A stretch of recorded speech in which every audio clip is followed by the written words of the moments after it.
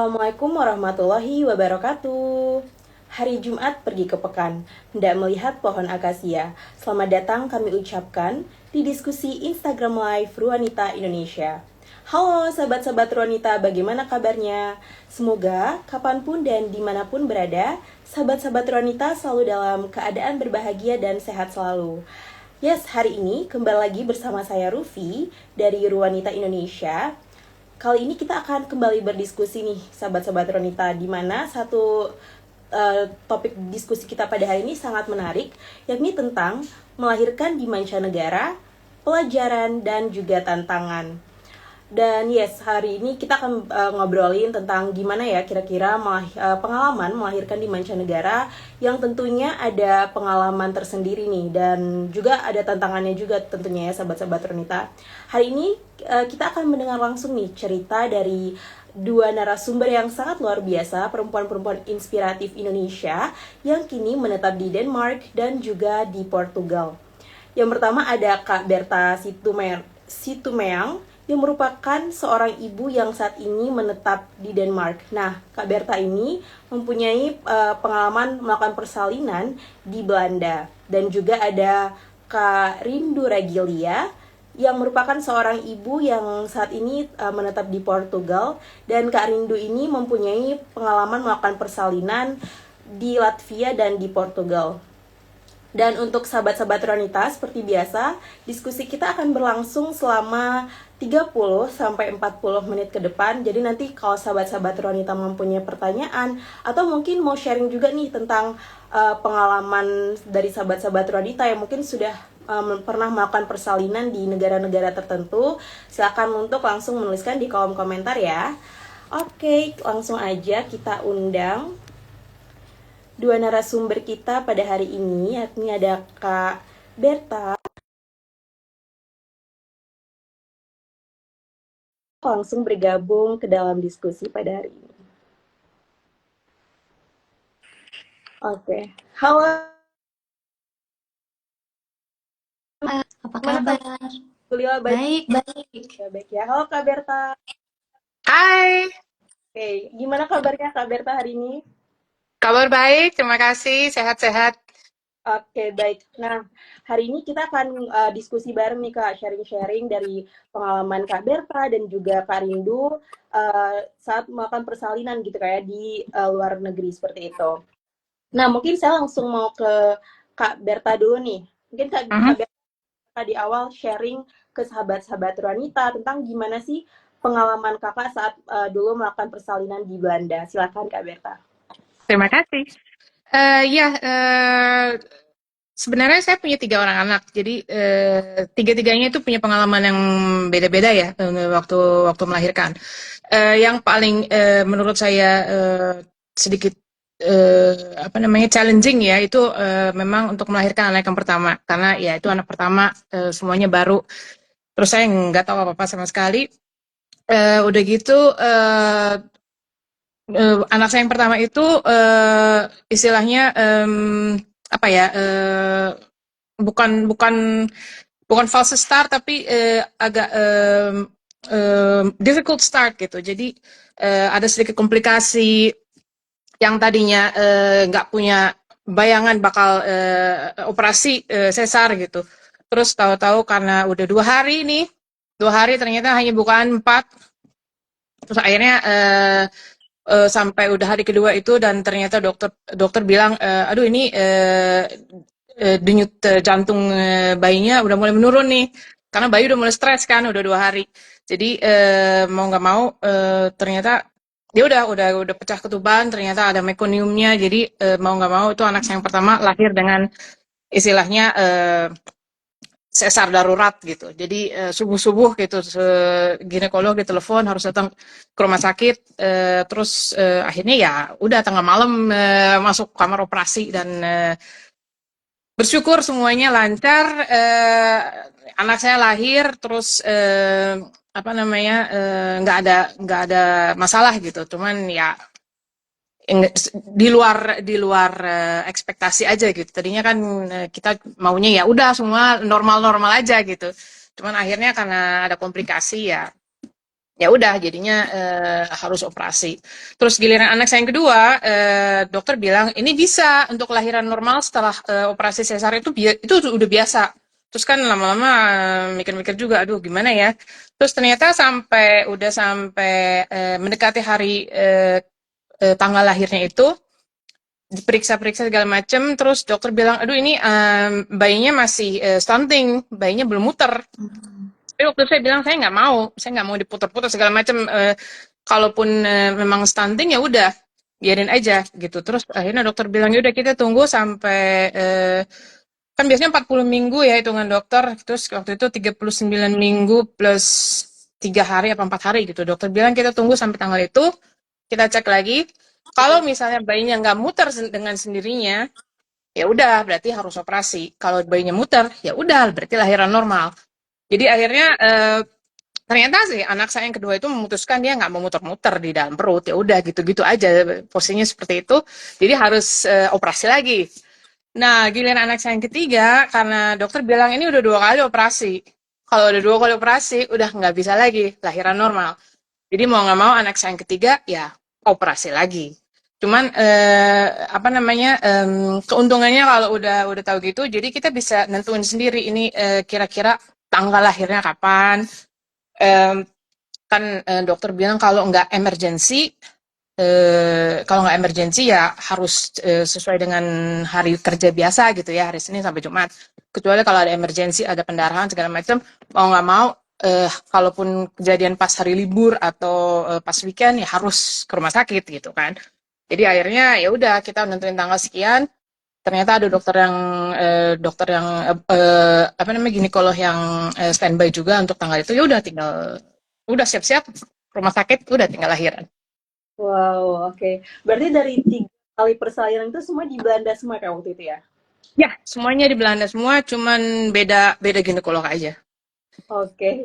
Nah, mungkin Kak Berta bisa sharing nih Kak, waktu itu bagaimana sih kira-kira ya sistem layanan kesehatan untuk ibu dan anak di sana itu Kak?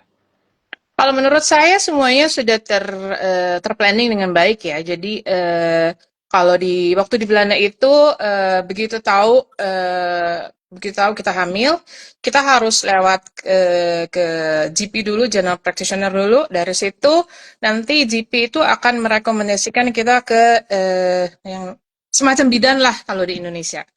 Jadi nggak boleh langsung ke rumah sakit, nggak boleh langsung ke ginekolog, jadi harus lewat bidan. Kalau ternyata proses kehamilan itu lancar tanpa komplikasi, ibu sehat, jadi nggak ada masalah darah tinggi atau segala macam, itu selama kehamilan harus kontrol rutinnya lewat si bidan itu. Dan di Belanda itu uniknya masih banyak loh yang mereka memilih untuk melahirkan di rumah. Hmm. Jadi semua persiapannya itu nanti dipantau juga dari bidan itu.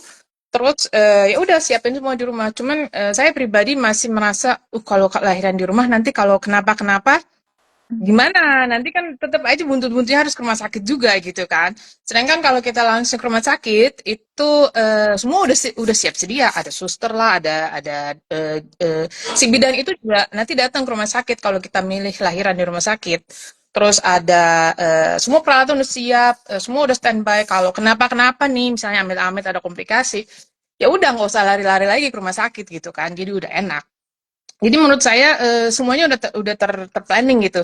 Jadi untuk USG dari 12 minggu USG, 20 minggu USG, terus habis itu setiap 2 bulan USG, nanti lama-lama jadi 4 minggu, nanti dari 4 minggu ke 2 minggu, dari 2 minggu nanti ke 1 minggu sampai kira-kira kehamilan 36, 37 minggu, nanti habis itu seminggu sekali gitu dikontrol. Juga untuk tes darah untuk supaya tahu misal ada diabetes kah, ada gangguan penyakit lain. Jadi semuanya udah dimonitor dari eh, apa namanya bukan dari bidan sama dari rumah sakit sama pokoknya udah terplanning lah gitu. Wow, oh, berarti memang sudah terplanning dengan baik banget ya Kak untuk Ya. layanan Belanda. Mm-mm. Dari pengalaman Kakak nih, apa sih Kak hal yang paling berkesan nih menurut Kak Berta pada saat makan persalinan di Belanda? Yang paling berkesan itu apa ya namanya? Ya istilah sebenarnya kalau kalau waktu saya itu kan karena semuanya udah apa namanya yang untuk kelahiran pertama karena memang istilahnya kaotis ya. Jadi waktu itu saya sebenarnya juga nggak sadar ini sebenarnya ngapain sih kita di sini. Udah gitu, tahu tuh semuanya udah kejadian cepet cepet cepet cepet cepet. Tahu tuh anak saya udah lahir aja gitu kan. Sementara saya sendiri karena udah 2 hari 2 hari kontraksi, 2 hari istilahnya badan udah capek, udah habis lah gitu. Jadi otak pun udah nggak bisa mikir mikir banyak lagi. Jadi tahu-tahu, oh ya anak saya udah lahir, ya udah gitu kan, tinggal recovery-nya. Cuman yang paling menurut saya yang paling berkesan itu ya apa namanya di Belanda itu istilahnya semua terkontrol dengan baik. Jadi suster pun istilahnya suster itu juga merhatiin banget gitu si ibu dan anak. Terus kalau setahu saya di Indonesia itu kan kalau ibu-ibu habis melahirkan bayinya itu dimasukin ke kamar bayi ya. Hmm, iya. Nah di Belanda itu nggak ada modelan kamar bayi gitu nggak ada. Jadi begitu lahir ya udah masuk ke kamar. Dulu waktu anak saya masih lahir yang pertama itu udah 17 tahun yang lalu sih. Itu si ibu sama si anak tuh nggak boleh dipisah. Jadi si anak ya udah tidur di apa namanya di ya tempat tidur bayi yang kecil itu ditaruh di sebelah si ibu. Jadi sebisa mungkin bonding antara ibu dan bayi yang baru lahir itu sebisa mungkin dari awal itu udah dideketin gitu. Jadi nggak ada sih emang ada kamar bayi khusus misalnya untuk bayi yang sedikit gelisah, yang nangis banyak gitu kan. Karena di kamar dulu waktu saya lahiran itu kamarnya sekamar berdua, dua pasien. Jadi ya tahulah kalau anak bayi satu nangis, yang satu lagi tidur, tahu-tahu yang lagi tidur ini gitu karena nangis gitu kan. Jadi supaya ibu dan bayi tetangga istilahnya juga bisa istirahat. Dan biasanya kalau anak yang gelisah, rewel gitu baru dibawa ke kamar bayi sebentar, habis itu dibalikin lagi. Jadi kalau itu menurut saya yang paling berkesan dari awal sebenarnya mereka sistem kesehatan di sini untuk ibu dan anak dari awal tuh memang udah berusaha berupaya sedini mungkin bonding antara ibu dan anak itu basicnya udah kuat gitu. Jadi nggak dipisah-pisah dari sejak lahir. Oh, menarik banget ya. Jadi kan tadi dari cerita Kak Berta ini kita jadi tahu nih sahabat-sahabat Rita tentang oh kalau di Belanda itu ya maksudnya dengan cara mendekatkan bayi yang baru lahir dengan ibu itu ya tadi untuk membangun bonding tadi ya Kak Berta ya seperti Mm-mm. itu. Ya. Oke. Oke, kita akan terima kasih Kak Berta, kita akan lanjut nih ke Kak Rindu. Nah, kami kan mendengar bahwa Kakak melahirkan anak-anak di Latvia dan di Portugal. Iya, betul, Kak.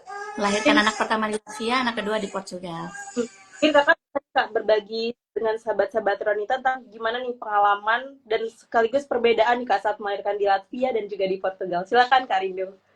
Baik, terima kasih Kak. Seru banget dengar cerita dari Kak Berta ya. Kalau Kak Berta anaknya 3, saya anaknya 2. Nah, anak pertama lahir di Latvia, anak kedua lahir di Portugal.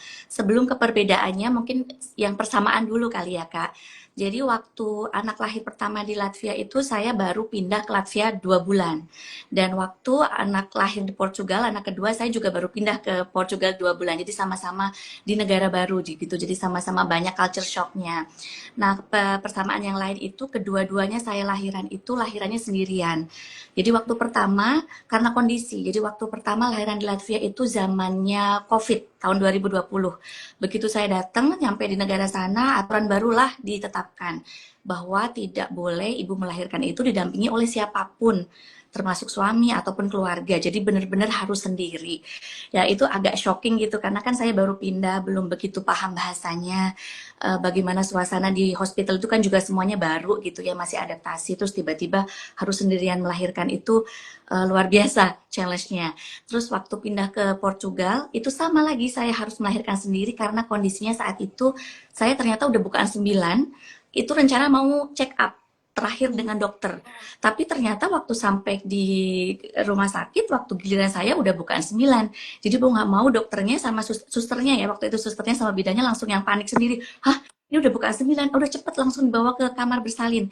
Jadi suami dan anak saya yang masih kecil nunggu di luar tuh saya nggak sempat kabarin karena saya udah langsung dibawa ke ruang bersalin langsung langsung bersalin saat itu juga gitu. Jadi dua hal persamaan yang sama yang ketiga itu sama mungkin dengan Kak Berta di Belanda karena mungkin sama-sama di Eropa jadi standar pelayanan kesehatan juga relatif sama gitu ya Kak, ada standarnya dari mulai sebelum persalinan, dari mulai kehamilan, sebelum persalinan hingga setelah persalinan itu rata-rata standar kesehatannya sudah bagus dan sama gitulah ya, dari tenaga medisnya, dari fasilitasnya rata-rata sama. Dan yang membedakan itu mungkin challenge-nya sama dengan Kak Berta. Challenge anak pertama ini luar biasa. Dari yang saya tadi lahiran sendirian sama sampai saya kena baby blues. Kalau anak pertama, anak kedua enggak. Kenapa? Mungkin karena baby blues setelah dievaluasi ya mungkin karena saya juga baru bener banget pindahan dari Indonesia ke Eropa gitu. Terus culture-nya bener-bener berbeda, dari mulai suhu juga berbeda ya. Waktu itu di Indonesia masih musim hujan, musim biasa aja. Kalau di Latvia itu waktu itu musim dingin dan sampai minus 27, minus 20. Jadi yang bener-bener freezing cold gitu. Terus bahasanya juga berbeda banget gitu kan yang pasti. Terus dari sisi mental yang kita baru pindah itu kan memang beda ya. Waktu pindah ke negara kedua mental kita itu udah ketempa beberapa tahun. Tapi saya baru pindah ke Latvia itu baru 2 bulan kena mental gitu. Mau nggak mau tuh pasti kena walaupun support terbaik terbesar dari suami ada tapi sedikit banyak tuh masih kena. Jadi waktu itu saya sempat kena baby blues. Tapi alhamdulillah dengan support suami yang sempat waktu itu lanjut kuliah tapi sempat cuti selama 6 bulan demi menemani istrinya. Alhamdulillah nggak sempat postpartum depression, cuma sampai baby blues dan bisa teratasi dengan baik. Itu sih perbedaannya sama yang kedua itu challenge-nya kalau anak yang kedua karena punya bayi sekalian punya toddler gitu ya. Jadi challenge-nya lebih mild sih saya kira ya Mbak Berta yang mungkin merasakan juga gitu dibandingkan yang anak kelahiran yang pertama gitu sih Kak. Wow, tadi ya luar biasa banget ya. Berarti tantangan yang dihadapi oleh Kak Rindu juga ya tentang tadi baru pindahan, terus langsung ya menghadapi bagaimana waktu itu juga pas COVID ya Kak ya, luar biasa. Betul. Oke oke. Ke Karindu. Dan nah kita akan lanjut nih untuk membahas di segmen kedua ini kita akan membahas Kak tentang ya tadi yang sudah di-mention sedikit nih dengan Kak tentang bagaimana tantangan dan perbedaan budaya seperti itu ya. Kita kembali lagi nih ke Kak Berta. Waktu itu Kak kan tentunya kan melahirkan di Belanda nih, jauh dari keluarga tentunya ya Kak ya. Nah gimana sih Kak waktu itu perasaannya, deg-degannya atau seperti apa? Silakan Kak Berta. Ya perasaannya itu nggak tahu deh campur aduk ya karena kan jujur kalau kita sebagai anak perempuan terus mau melahirkan ada satu orang yang pasti bakal kita yang pertama bakal kita cari itu apa namanya ibu kita gitu kan ya mama gitu. Pengennya sih waktu itu undang mama langsung ke Belanda cuman kan kalau apa namanya kalau kita undang eh, dulu waktu waktu anak saya mau lahir kan mama juga masih kerja gitu jadi kan nggak mungkin lama-lama kita panggil ke Belanda terus ambil cuti lama. Itu salah satu kendala aduh gimana ya apa undang apa enggak apa undang gitu kan nanti masalah sama kerjaan di Indonesia kan repot gitu itu juga yang kita nggak mau jadi istilahnya udah kita sendiri udah deg-degan nih anak pertama nih udah gitu jauh dari orang tua terus apa namanya istilahnya nggak ada moral supportnya itu jauh banget gitu kan. Terus tapi apa namanya saya bilang sama diri saya sendiri ini karena ini anak saya ini tanggung jawab saya udah mau jadi ibu istilahnya udah tinggal beberapa jam lagi nih bakal jadi ibu mau nggak mau saya harus bisa sendiri walaupun ya gimana ya susah sih dibilang susah gitu nyeritainnya tapi yang pasti perasaan memang campur aduk karena di saat itu saat ya istilahnya apa namanya garis tipis antara hidup dan mati terus nggak tahu apa yang bakal terjadi di rumah sakit yang akhirnya berakhir di kamar operasi itu di saat saya sebenarnya pengen lari pengen teriak pengen nangis aduh mama dateng dong gitu kan pengen itu kayak gitu cuman nggak bisa gitu jadi saya harus ngomong sama diri saya sendiri ini tinggal beberapa jam lagi kamu bakal jadi ibu. Kalau kamu nggak kuat, nanti gimana anak kamu nanti kan? Mau nggak mau ya kamu harus kuat, walaupun jauh dari orang tua, jauh dari mama, tetap kamu harus kuat gitu. Ya udah akhirnya walaupun badan udah rontok, otak udah nggak connect kemana-mana, udah pusing. Tapi saya bersyukur anak saya lahir selamat, nggak ada komplikasi, nggak ada kekurangan, semuanya semuanya sampai apa namanya sampai saya bisa gendong anak saya habis lahir itu karena waktu awal-awal itu kan masih kaotis ya, jadi saya belum boleh langsung gendong. Dan begitu momen saya udah bisa gendong anak saya, habis itu udah yang namanya adrenalin yang tadinya udah nggak tahu di mana level adrenalinnya itu, ya udah akhirnya turun aja. Gini tuh rasanya, ini tuh perjuangan menegarkan diri sendiri itu nggak sia-sia karena ini hasil yang saya dapat gitu. Oh, luar biasa sekali. Nah, waktu itu kalau Kak Berta sendiri nih, ada nggak sih Kak tantangan waktu itu misalnya pada saat konsultasi kehamilan atau misalnya pada saat melahirkan, ada nggak terkait kendala ya, kendala bahasa atau komunikasi gitu Kak? Kalau bahasa mungkin ada sedikit ya, cuman kalau nggak terlalu banyak karena waktu kehamilan saya itu saya udah kurang lebih hampir 2 tahunan lah ditinggal di Belanda. Dan setiap kali konsultasi ke bidan atau pas ke USG di rumah sakit ataupun pas ambil darah buat tes darah itu pasti ada suami saya karena suami saya orang Belanda kan. Jadi mau nggak mau dia yang nangkep informasi dari bidan lah, ya dari ginekolognya lah, ya dari apa namanya yang USG radio laboran ya apa sih namanya di Indonesia. Pokoknya jadi dia yang standby, dia yang harus fokus gitu, informasinya harus bener-bener detailnya dia yang nangkep. Kalau ada hal-hal yang saya nggak ngerti ini apa sih gitu kan, nanti jadi semua saya ngelasin ini gini loh, gini ya, kecuali kalau istilah medis ya, kalau istilah medis kurang lebihnya sama lah gitu kan. Cuman kalau ada istilah misalnya oh ini bayinya posisinya begini begini, oh ini posisi ini jantungnya, ini apa namanya paru-parunya, ini loh jari-jarinya, itu kan semua pakai bahasa Belanda tuh waktu itu. Jadi suami saya yang nangkap, oh iya itu jarinya tuh, oh itu di situ tuh jantungnya tuh, lihat tuh yang kecil itu tuh, yang hitam-hitam itu loh. Jadi dia yang berusaha sebisa mungkin lebih detail neranginnya. Cuman ya nggak pas lagi kontrolnya itu. Nanti misalkan ada jeda waktu biasanya ya, ada ya nggak setiap konsultasi, sepanjang konsultasi kan nggak mungkin si ginekolog itu juga kan terus ngomong gitu kan. Terus nanti dia, oh ya gini-gini, oh oke. Jadi kendala bahasa sendiri nggak terlalu jadi bukan yang bukan jadi yang major problemnya gitu. Karena ada suami saya, dia yang nangkep informasi, dia sebanyak mungkin dia yang nangkep, sedetail mungkin yang nangkep, nanti abis kita selesai konsultasi apa kontrol gitu. Jadi yang terangin ini gini loh, tadi dokternya tuh bilang gini posisinya udah bagus, gini jantungnya detak jantungnya sehat, segala macam gini udah. Jadi untuk kendala bahasa sih untungnya ya nggak terlalu jadi major problem waktu itu. Itu berarti kendala bahasa nggak terlalu jadi major problem ya Kak ya. Nah, Enggak, untungnya enggak. dari pengalaman Kak Berta nih, Kak Berta pada saat itu merasakan nggak sih Kak, bagaimana mungkin ya dukungan dari pemerintah atau mungkin dari ya komunitas setempat terhadap ibu hamil dan juga melahirkan saat di Belanda? Kalau menurut saya dukungan dari pemerintah itu udah bagus sih ya. Cuman tetap balik ke kita lagi karena ini masalah kesehatan dan ujung-ujungnya pasti urusan duit istilahnya gitu kan. Jadi tetap kita harus punya yang namanya health insurance sendiri. Udah gitu ada beberapa waktu itu di Belanda ada beberapa macam perbedaan antara health insurance.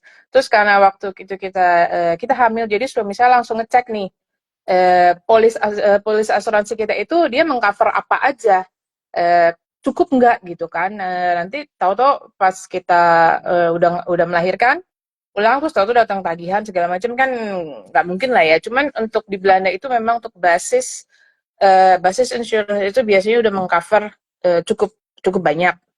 Kecuali mungkin beberapa obat-obatan sama kalau nggak salah dulu itu untuk tes darah itu ada sebagian yang harus kita bayar sendiri. Cuman ya nggak seberapa lah gitu. Habis itu karena di Belanda itu setelah kita pulang dari rumah sakit, kita itu apa namanya dapat fasilitas semacam post maternity gitu. Jadi ada suster istilahnya yang bukan suster di rumah sakit sih, tapi ada suster yang datang ke rumah. Itu nanti dia yang bantu kita untuk sedikit urusan kerjaan rumah, sedikit urusan masak. Tapi suster itu memang lebih fokus untuk membantu ibu yang lagi masa recovery sama memantau bayi yang baru lahir, yang baru dibawa pulang ke rumah. Terus kondisinya gimana? Apa bayi itu minumnya cukup, bayi tidurnya cukup? Gimana sih ibu istirahat cukup nggak? Eh, Terus gimana kalau malam-malam itu kan biasanya ada yang bayi ada yang nangis setiap 2 jam harus kasih minum, ada yang 3 jam, terus dikontrol gitu. Nah, dulu perbedaannya kalau yang basis insurance itu kalau nggak salah suami saya bilang hanya dapat jatah kalau nggak salah 5 apa 6 hari gitu. Nah, kalau udah gitu suami saya bilang, ini kita ada yang kita punya polis paketnya itu yang sedikit lebih dari yang basis, jadi kita dapat 10 hari. 10 hari setelah si bayi itu 10 hari setelah si bayi itu lahir, kita kita dapat fasilitas si suster itu ke rumah. Cuman anak saya yang pertama itu dia karena komplikasi ternyata dia itu harus lebih lama tinggal di rumah sakit. Jadi kita tuh baru pulang setelah kalau nggak salah anak saya itu 10 hari di rumah sakit. Jadi kita baru pulang. Secara asuransi itu kita udah nggak dapat lagi, udah nggak dapat jatah lagi untuk suster itu datang ke rumah. Cuman karena alasan medis anak saya yang pertama itu nggak bisa langsung pulang, jadi suami saya itu telepon ke asuransinya dan mereka bilang oke, kalau gitu kalian dapat jatah 3 hari karena alasan medis anak saya nggak bisa langsung pulang. Jadi udah kalian dapat jatah 3 hari ekstra tanpa biaya. Jadi begitu kita pulang, si suster itu langsung datang ke rumah. Jadi mereka udah ditelepon gitu kan. Kita mau pulang nih. Oh ya, udah ada satu yang standby nih. Nanti begitu kalian sampai rumah, nanti suster itu langsung datang, langsung meluncur ke rumah gitu. Jadi kita dapat jatah 3 hari ekstra waktu itu. Jadi menurut saya dukungannya cukup baik sih sebenarnya. Tapi tetap yang lebih penting itu kalau di Belanda memang harus punya health insurance ya. Itu memang wajib kan.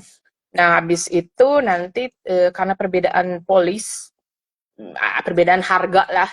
Jadi mau tergantung polis yang mana nanti fasilitas yang didapat setelah jadi pos lahiran itu ya udah itu aja yang beda. Cuman kalau di rumah sakit terus apa namanya selama kehamilan kontrol check up tes ini tes itu segala macam itu setiap orang kalau sejauh yang saya tahu setiap orang itu istilahnya dapat jatah yang sama gitu.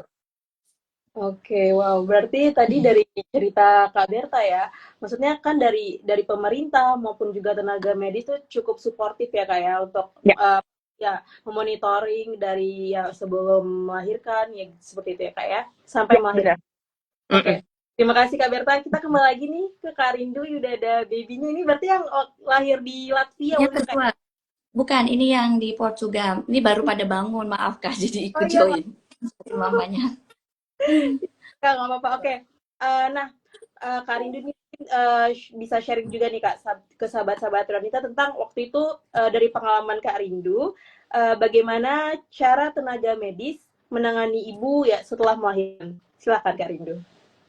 Oke, kalau tenaga medis selama melahirkan menangani itu sangat profesional ya Kak. Saya rasa semua profesional. Bedanya waktu di Latvia itu waktu lahiran saya cuma dibantu dengan satu bidan, sama dengan rata-rata ya, biasanya itu yang membantu pertama memang bidan, baru kalau ada emergensi benar-benar kondisi darurat gitu mereka akan panggil dokter. Dan memang sebisa mungkin lahiran itu semua diupayakan baik di kedua negara ini, rata-rata di Eropa itu diusahakan secara normal. Tapi kalau memang ada emergensi seperti kayak Mbak Berta, barulah kemudian ada namanya sesar gitu ya, baru dilakukan secara operasi secara sesar. Tapi kalau kondisi ibu, bayi, semuanya dalam kondisi sehat, tidak ada urgensi apapun dari sisi yang membahayakan, semuanya itu normal. Dan kita itu bisa melakukan, bisa milih gentle birth seperti apa, apakah mau water birth, apakah mau dengan apapun yang kita pilih itu mereka membuka opsi gitu ya. Dan kita juga segala posisi mau melahirkan itu juga mereka sangat akomodatif, tidak harus ibu telentang atau harus miring atau apa tuh, pokoknya bebas mau berdiri mau bagaimana senyamannya kita, ditungguin selama apapun itu senyamannya kita gitu. Nah maka itu saya bisa bilang mereka tuh memang sangat profesional dan sabarlah dalam mengenangani ibu yang melahirkan. Begitu juga setelah melahirkan biasanya kita itu stay di rumah sakit selama 3 hari ya kalau kondisi ibu dan bayi sehat. Begitu setelah 3 hari barulah kita bisa pulang, dan selama 3 hari itu ya memang dicek dokter, dicek tenaga kesehatan, dicek oleh bidan itu sangat intensif juga. Bedanya itu sedikit beda waktu di Latvia itu waktu saya lahiran tengah malam lahiran jam 2, paginya itu waktu kontrol bayi ketemu dengan tenaga medisnya itu ibu sendiri yang membawa bayinya.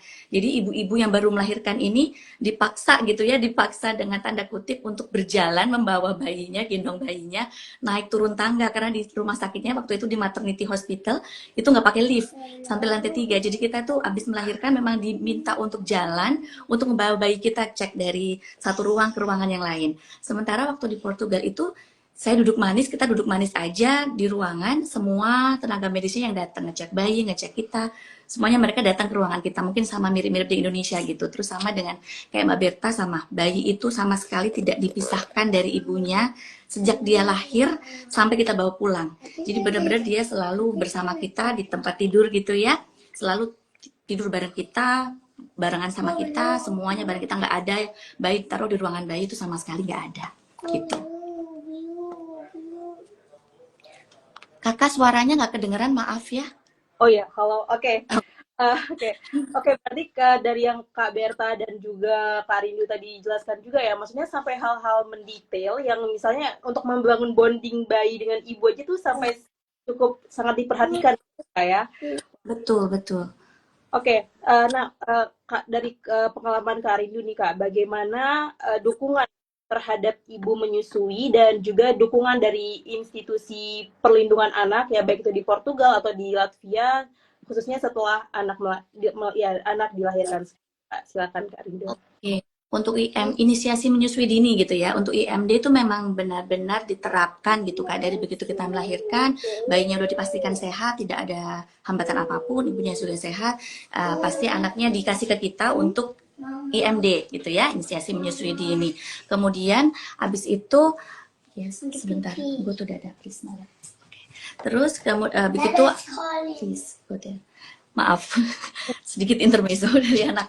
Jadi begitu udah bisa inisiasi menyusui dini nanti dipantau lagi di ruangan. Begitu kita udah masuk ruangan, setelah semuanya sehat kita masuk ruangan. Di dalam ruangan itu juga dipastikan bahwa ibu itu menyusui anaknya gitu ya. Dan itu akan dipantau terus sama tenaga medisnya, sama dokternya, sama bidannya. Gimana perkembangannya, apakah bayinya sudah bisa menyusu, apakah air susunya sudah bisa keluar, apakah sakit, apakah ada hambatan. Itu selama 3 hari kita di rumah sakit itu dipantau terus gitu. Misalnya ada hambatan, apakah perlu ada pijat laktasi dan sebagainya. Begitu sampai di rumah itu juga sama. Kalau di Belanda luar biasa sudah ada bidan yang datang ke rumah gitu ya Mbak. Selama di sini tuh belum ada sistem seperti itu. Cuman memang seminggu setelah anak lahir itu kita memang ada jadwal untuk kontrol ke dokter, dibawa dokter, dan kita itu memang diwajibkan gitu membawa pasangan. Dan saat itulah kita konsultasi langsung itu tidak cuma ibu dengan dokternya, tapi juga dengan pasangan. Memastikan bahwa pasangan kita juga terlibat. Ditanya apakah istirahatnya cukup, apakah nutrisi untuk ibu ini juga terpenuhi, sehingga membantu untuk kelancaran ASI juga gitu kan. Terus stres ibu itu kan juga harus di manage ya. Waktu anak lahir itu kan pasti kita banyak banget begadangnya. Jadi bapak ini juga dikasih tahu, suami juga dikasih tahu, pastikan istrinya bisa istirahat dengan baik dengan cara gantian menghandle anak. Bapak juga membantu untuk misalnya memasakkan istrinya atau menyiapkan air hangat untuk anaknya, untuk ikut memandikan anaknya. Jadi kita tuh sama-sama mendapatkan informasi dari dokternya sehingga proses menyusui, proses postpartum ini berjalan dengan baik gitu untuk setiap ibu. Kurang lebih seperti itu. Terus untuk dukungan dari pemerintah, saya rasa oh ya satu hal yang mungkin dilaksanakan juga di Belanda dan ini juga semuanya sepertinya across Europe gitu. Karena ini terjadi waktu di Latvia juga waktu di Portugal. Jadi anak itu, bayi kita itu tidak boleh dibawa keluar dari rumah sakit, tidak boleh discharge dari rumah sakit tanpa karsit dan tanpa dibawa oleh karsit gitu ya. Jadi setiap bayi itu kalau di sini di kaki bayi itu ada tagnya gitu ya, dipasang tag. Tag ini cuma bisa dilepas pakai sistem di rumah sakit kalau orang tua suami kita bawa karsit untuk bawa bayi ini. Dengan alasan enggak kok bayi kita nanti cuma digendong aja, itu bener-bener enggak boleh. Apapun anak itu dibawa pulang ke rumah itu harus safety dimasukin karsit karena maupun nanti naik taksi ataupun naik mobil sendiri itu harus udah di karsit yang aman sesuai dengan standar di negara itu gitu. Kalau kita nggak bawa itu nggak boleh dirilis. Dan kalaupun boleh dirilis itu kita bisa aja kena denda bisa 60 sampai 120 euro buat kita. Rumah sakitnya pun juga bisa di-ban karena ini melanggar safety dari sisi bayinya kita dan sisi orang tua juga kita bisa melanggar pasal kita membahayakan anak itu yang benar-benar jadi concern gitu yang kayaknya waktu di Indonesia tuh nggak kebayang akan terjadi ini gitu tapi ternyata di Eropa itu jadi concern tersendiri bagi pemerintah seperti itu. Wow, luar biasa banget sih. Maksudnya dari hal-hal yang sedetail itu tuh cukup menjadi concern gitu kayak bagi ya bagi tenaga kesehatan setempat maupun juga dari pemerintah. Dan menurut saya tuh malah juga bisa apa ya semacam mengurangi stres ibu juga karena maksudnya kan hal itu kan mungkin awalnya kita pikiran tapi ya dari pihak ya, institusi juga sampai concern memikirkan terkait hal itu seperti itu ya Kak ya. Oke, terima kasih Kak Rindu. Oke, kita berbagi nih Kak, berbagi tentang pesan nih untuk sahabat-sahabat wanita yang mungkin ya mau akan melahirkan seperti itu di negara-negara tertentu seperti itu. Nah untuk Kak Berta nih, apa nih Kak pesan yang ingin Kak Berta sampaikan untuk sahabat-sahabat wanita yang ingin ya melahirkan di luar negeri? Silakan Kak Berta. Terima kasih. Kalau dari saya sendiri itu pribadi, kalau ada yang mau melahirkan di luar negeri atau yang saat ini mungkin sedang hamil di luar negeri, itu yang pasti harus persiapkan fisik dan mental untuk yang pertama untuk ibu gitu ya. Jadi jangan lupa karena untuk kondisi ibu secara fisik dan mental harus yang paling optimal itu yang penting supaya bayi sehat melahirkan apapun itu nanti metodenya entah lahiran secara normal atau mungkin harus dengan cesarean untuk kelahiran karena ada komplikasi segala macam tetap itu namanya fisik dan mental itu perlu terutama karena masa recovery setelah melahirkan itu menurut saya luar biasa deh dan karena itu waktu saya habis melahirkan itu terus saya baru sadar ternyata fisik seorang wanita itu luar biasa tangguh. Itu udah nggak tahu kayak apa badan udah babak belur lah istilahnya emosi udah naik turun nggak jelas. Jadi fisik dan mental itu udah nggak karu-karuan deh habis melahirkan. Nah itu yang harus sebelum melahirkan itu harus sudah dijaga, harus sudah di maintenance gitu. Makan yang benar, istirahat yang benar, jangan stres itu yang paling penting. Jangan sampai terlalu over stress, overthinking segala macam, karena itu bisa berpengaruh nanti untuk mendekati hari lahiran itu bakal berpengaruh banget. Dan setelah lahiran tentunya kalau kita fisik dan mental itu nggak optimal itu bakal pengaruh juga karena kan setelah lahiran bukan kita yang duduk-duduk santai ya anak saya udah lahir nih udah kita tinggal santai nggak bisa karena dari situlah justru mulai lagi tantangan yang baru tanggung jawab yang lebih besar lagi yang memang membutuhkan kondisi fisik dan mental yang optimal. Setelah itu menurut saya yang paling penting itu asuransi kesehatan itu penting banget karena itu tergantung nanti aftercare-nya itu kita dapat yang mana? Kalau misalnya, apalagi untuk yang jauh dari keluarga suami, jauh dari keluarga istri, istilahnya kalau misalnya memang hanya sendiri, hanya berdua gitu, itu perlu banget karena biar gimana kalau kadang ada orang yang merasakan, oh saya sanggup nih, saya sanggup. Percaya deh, kalau habis melahirkan itu yang tadinya mungkin wanita tangguh setangguh apapun habis melahirkan itu pasti ada yang namanya suatu momen, satu titik itu udah titik terendah yang udah nggak bisa ngapa-ngapain karena memang fisik dan mentalnya udah amburadul kan. Dan di situ kita memang perlu bantuan dari yang tadi saya bilang aftercare dari suster itu yang datang ke rumah. Itu perlu banget. Jadi harus dicek bener-bener asuransi kesehatan kita udah sampai mana. Udah gitu ada kan beberapa orang untuk mempersiapkan kamar bayi ya harus yang luxury, harus yang mewah, harus yang branded segala macam. Itu menurut saya jangan terlalu berlebihan deh itu kamar bayi. Yang penting kamar bayi aman, bersih, em, apa namanya sesuai dengan ketentuan yang berlaku di mungkin setiap negara beda-beda ya untuk apa namanya untuk safety kamar bayi itu seperti apa. Anak bayi itu nggak perlu barang-barang branded karena mereka nggak tahu sebenarnya mereka juga nggak ngerti apa-apa tuh barang branded atau enggak. Yang penting anak-anak kita itu bayi yang baru lahir itu lebih merasa aman, merasa nyaman, apa namanya baju bersih, kamar bersih, tempat tidur aman, tempat tidur apa namanya bebas debu segala macam. Itu yang harus dipersiapkan benar-benar. Dulu tuh saya saking parnonya sama debu sebelum lahiran tuh sampai yang titik-titik kecil gitu dibersihin tiap hari. Padahal kalau dipikir-pikir ya namanya kita hidup dikelilingi oleh bakteri, virus, debu segala macam, justru itu yang nanti bakal membangun sistem imunitas dari badan masing-masing kan. Cuman ya namanya lagi-lagi anak pertama belum ngerti apa-apa. Cuman untuk standarnya aja supaya kamar itu bersih, apa namanya perlengkapan bayi itu dilengkapi, apa namanya dan yang paling penting seperti tadi Kak Rindu bilang kerjasama antara ibu dan bapak, antara istri, suami atau partner apapun itu penting banget karena ibu yang habis melahirkan itu nggak mungkin ngerjain semuanya sendiri. Biar gimana, itu anak berdua. Jadi bapak pun apa namanya bapak suami, partner apapun itu harus terlibat. Biar gimana. Jadi bisa mungkin dari awal memang udah dipersiapkan. Bukan hanya ibu yang harus mempersiapkan diri, tapi bapak pun harus mempersiapkan diri supaya nanti habis lahiran bisa dia kerja sama dengan baik gitu. Untuk kepentingan untuk kepentingan semua keluarga, ibu, bapak, dan anak. Ya, luar biasa. Terima kasih, Kak Berta. Nah, mungkin apakah hal yang ingin kakak sampaikan nih untuk sahabat-sahabat wanita yang ingin melahirkan di luar negeri dan hal-hal apa sih yang menurut Kak Rindu perlu diperhatikan? Silakan Kak Rindu. Oke, mungkin melengkapi dari Kak Berta ya.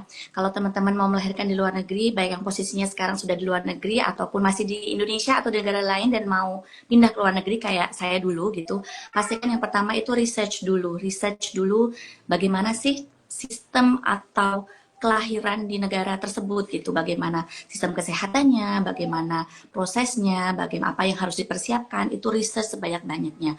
Waktu dulu saya juga sempat kalau di luar negeri di Eropa itu kan Facebook tuh masih bermanfaat ya Mbak, masih masih ramai peminatnya. Bukan untuk FB Pro itu bukan konten-konten FB Pro tapi lebih ke dari sisi marketplace maupun dari sisi join group itu. Banyak grup-grup yang itu tuh sangat helpful.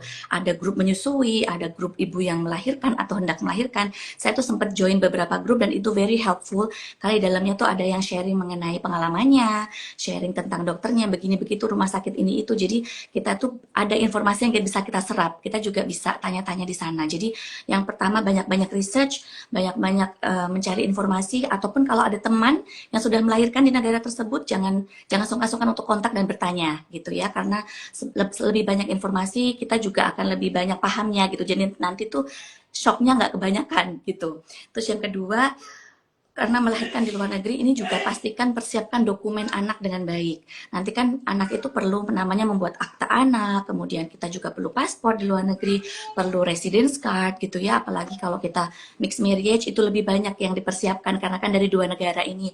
Jadi pastikan persiapkan dokumen anak ini sebaik mungkin, jangan ada yang kelewat karena kita pasti akan butuh ke depannya gitu. Terus yang ketiga kita garis bawahi lagi, pastikan jadi teamwork yang solid dengan pasangan kita dalam menjalani masa postpartum ini karena benar kata Kak Berta ini adalah kunci yang luar biasa karena mental ibu itu benar-benar ini ya habis-habisan deh habis melahirkan ini kita nggak kadang kita nggak ngerti kok aku jadi gini ya gitu karena sedih bahagia itu campur aduk lelah itu campur aduk jadi pastikan jadi tim yang benar-benar solid dengan suami apalagi kalau nggak ada support system dari keluarga kita masing-masing gitu ya jadi insya Allah dengan ketiga ini dan tambahan dari Kak Berta challenge-challenge dalam melahirkan itu bisa teratasi dengan baik gitu. Wow, oke, luar biasa. Terima kasih Kak Rindu dan juga Kak Berta untuk pesan-pesannya nih buat juga buat persiapan dan nanti juga buat sahabat-sahabat wanita tentunya ya Kak ya. Hari ini tadi bagaimana bahwa ya memang melahirkan di luar itu mempunyai tantangan tersendiri ya Kak ya. Dan juga tadi yang sudah kita highlight bersama nih dari pesan yang disampaikan oleh Kak Berta dan juga Kak Rindu tentang bagaimana pentingnya research terlebih dahulu tentang sistem kesehatan di negara tujuan kita nanti untuk pada saat melahirkan dan juga tentunya persiapan mental, fisik dan juga kesehatan dan juga yang paling terpenting juga maintain ya. Oke, terima kasih untuk Kak Berta dan Kak Rindu yang hari ini sudah sharing bersama dengan sahabat-sahabat wanita dan tentunya sangat insightful banyak kita dapat Kak Rindu dan juga terima kasih untuk sahabat-sahabat wanita yang sudah berpartisipasi dalam diskusi pada hari ini. Dan ya sebelum menutup diskusi pada hari ini, saya ingin menutup dengan satu buah pantun, Kak. Ke Belanda naik sepeda sambil membawa buah tangan. Cerita lahiran di mancanegara, penuh makna dan pelajaran. Terima kasih Kak Rindu dan juga Kak Berta. Terima kasih. Terima kasih. Sama-sama. Ya. Terima kasih.